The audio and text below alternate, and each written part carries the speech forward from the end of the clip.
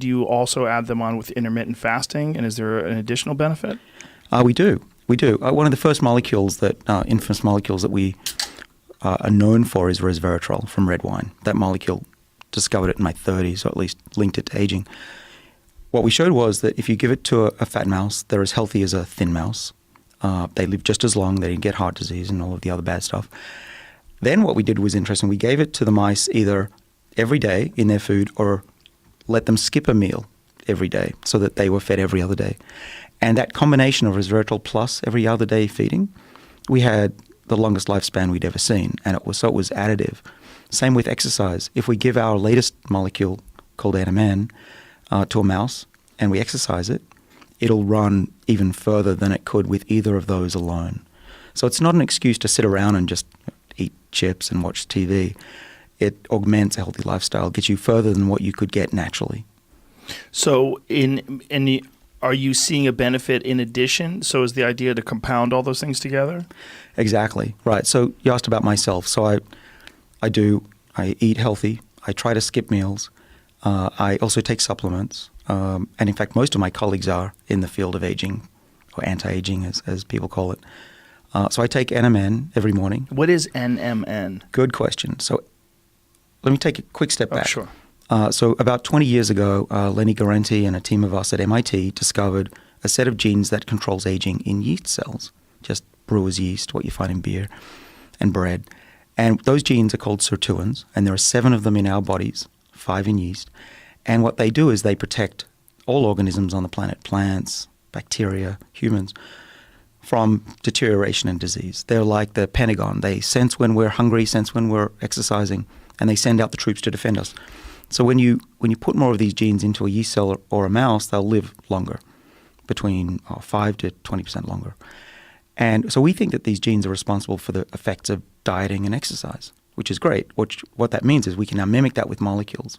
So NMN is one of those molecules, so is resveratrol. You can think of resveratrol as the accelerator pedal for the sirtuin genes, and the NMN is the fuel. And without fuel, resveratrol won't work, so NMN is the gas in the car. I've heard of resveratrol, but is NMN a new molecule? Is this commercially available? Some people have started selling it on the internet. The fucking internet. It's related to NR, which is sold by a bunch of companies. NR? Yeah, nicotinamide riboside is a supplement that raises the levels of a molecule called NAD. I feel like I should make a shopping list.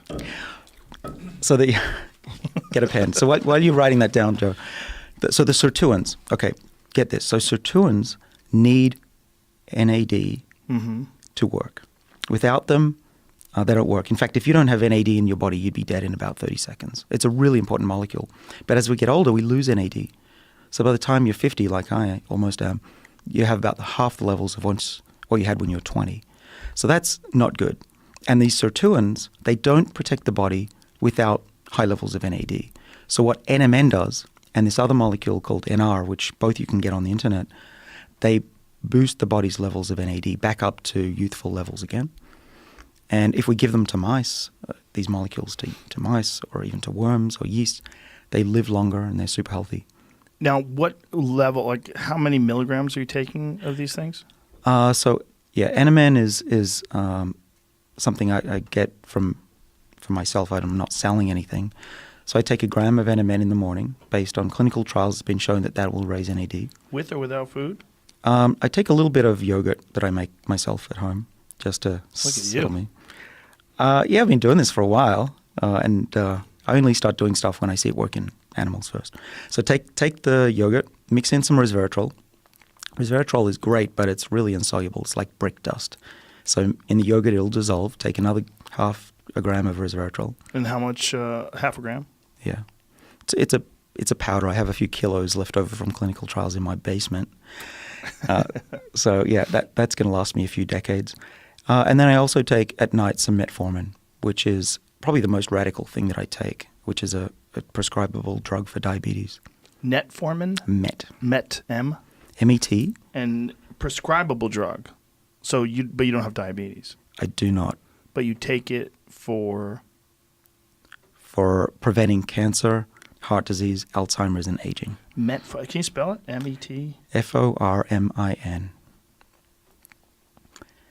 And so out of studies of 10,000 people and more, it's been shown that people who take metformin, even if they have diabetes, are protected against other diseases of aging, even frailty. And so most scientists, if you ask them in my field, will say, yeah, metformin is likely to extend your lifespan. It's just that the FDA doesn't let you have it for aging because aging isn't a disease yet. So do you have to get diabetes to get it, or do you have to get a sneaky doctor? Well, I wouldn't call it a sneaky doctor, but the doctor typically has to be convinced because they don't keep up with the literature. And Right. it's off-label. Okay. Right. And how much do you take of that? I take a gram of that as well, which is about a low dose. Some diabetics take 2 grams, so it's not crazy amounts. Is there any side effects? Well, the good news is that it's extremely rare that you get sick from any of these molecules. In millions of patients around the world, nobody's getting sick. The worst you'll have, as far as I can tell, is a stomach upset. And I get that, which is actually helpful. If I'm hungry, I lose my appetite. But I think the downside is extremely low, and the upside is, anything's better than what's coming. And what is the mechanism that metformin is operating under? Okay. So this is the great thing, is that over the last 20 years, we scientists have figured out that there are universal regulators of aging, from yeast to worms to mice and in humans. And there are 3 main pathways that we figured out respond to what we eat and how we exercise. And one of them is called AMPK, and this is a target of metformin. And so when I take metformin, I'm activating my AMPK, which will send out the troops. The sirtuins I've mentioned, that's the second of the pathways. And so I take NMN and resveratrol for that. And then the third one is called mTOR, which is a pathway in the body that responds to how many amino acids, how much meat you're eating. And it will also protect the body if you tweak it just the right way. And there's only, besides eating low amounts of protein, the only way to affect that pathway is with a drug called rapamycin, which is a little dangerous to try and is used for immunosuppressants. So it's not something that I would recommend, and I don't take it.